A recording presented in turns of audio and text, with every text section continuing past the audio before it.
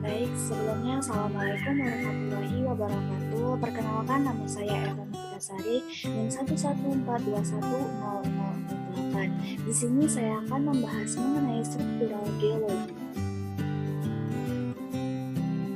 Nah, struktural geologi atau struktur geologi adalah bagian dari ilmu geologi yang mempelajari bentuk atau arsitektur batuan sebagai hasil dari proses deformasi, di mana proses deformasi adalah proses pembentukan logam, baik ukuran maupun bentuk dari logam itu tidak dapat kembali pada keadaan semula.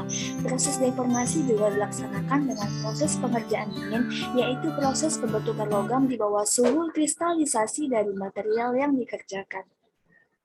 Deformasi batuan. Deformasi batuan adalah perubahan lapisan kerak bumi yang diakibatkan adanya tegangan yang berasal dari gerakan tektonik. Hasil dari proses batuan ini dikenal dengan struktur geologi. Adapun faktor yang mengontrol terjadinya deformasi suatu materi adalah suhu, waktu, laju ketegangan, serta komposisi. Deformasi batuan berlangsung dalam 3 tahap, yaitu yang pertama, elastis deformasi, adalah proses deformasi batuan yang bersifat sementara atau tidak permanen. Elastisitas ini memiliki batas yang disebut elastic limit. Apabila batas elastisitas ini dilampaui, maka bentuk batuan tidak akan kembali seperti semula. Yang kedua yaitu dark scale deformation, adalah tahap deformasi setelah elastic limit dilampaui dan perubahan bentuk volume batuan itu tidak kembali. Yang ketiga adalah patah deformasi, adalah tahapan deformasi yang terjadi setelah batas atau limit elastic deformation dilampaui. Dalam struktur geologi, terdapat 2 jenis pengelompokan struktur, yaitu yang pertama struktur primer, seal struktur yang terbentuk ketika pengendapan itu disebut dengan struktur primer, sedangkan struktur sekunder, postgenetik struktur terjadi atau terbentuk setelah pengendapan yang disebut dengan struktur sekunder.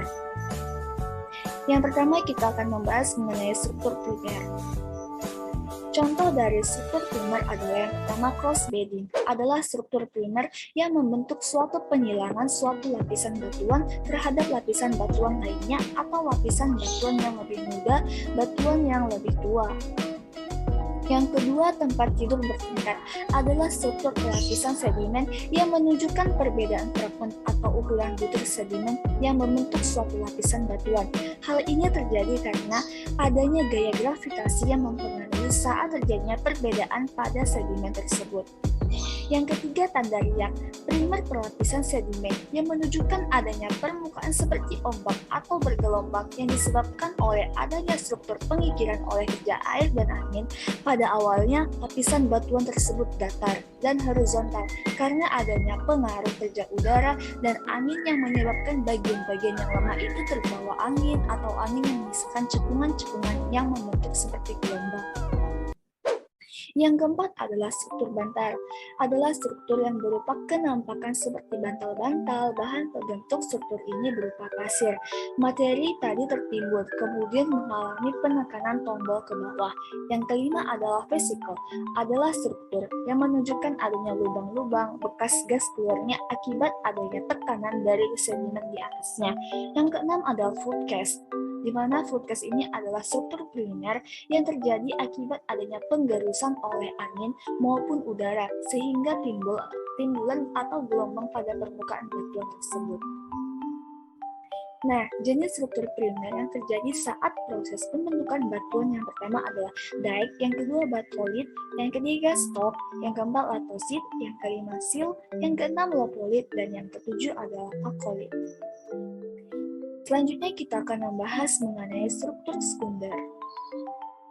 Struktur sekunder adalah struktur yang terbentuk setelah proses pembentukan batuan, terutama akibat adanya tegasan eksternal yang bekerja selama atau sesudah pembentukan batuan. Adapun contoh struktur sekunder adalah kekar, sesar, dan juga lipatan. Nah, yang pertama kekar. Kekar itu adalah struktur rekahan yang terdapat pada batuan tetapi tidak memperlihatkan atau menunjukkan adanya pergeseran. Selain itu juga, kekar dapat dikatakan sebagai bagian permukaan atau bidang yang memisahkan batuan. Namun, sepanjang bidang tersebut belum pernah terjadi pergeseran. Nah, yang kedua adalah sesar. Sesar atau patahan merupakan bentuk rekahan pada lapisan batuan yang mengakibatkan satu blok batuan bergerak relatif terhadap blok yang lain. Pergerakan yang terjadi biasanya pergerakan relatif turun, naik, atau relatif mendatar terhadap blok lain. Jika terjadi pergerakan secara tiba-tiba pada bidang sesar, maka akan menimbulkan gempa bumi. Nah, yang ketiga yaitu lipatan. Lipatan adalah perubahan bentuk atau volume dari bahan sebagai lengkungan atau kumpulan dari lengkungan yang merupakan efek dari suatu tegasan atau stres. Biasanya unsur yang terlipat merupakan adalah suatu bidang, misalnya bidang pelapis atau foliasi. Bidang pelapis tersebut berupa pelapisan batuan sedimen atau pelapis batuan utama. Sekian yang dapat saya sampaikan. Terima kasih atas perhatiannya. Wassalamualaikum warahmatullahi wabarakatuh.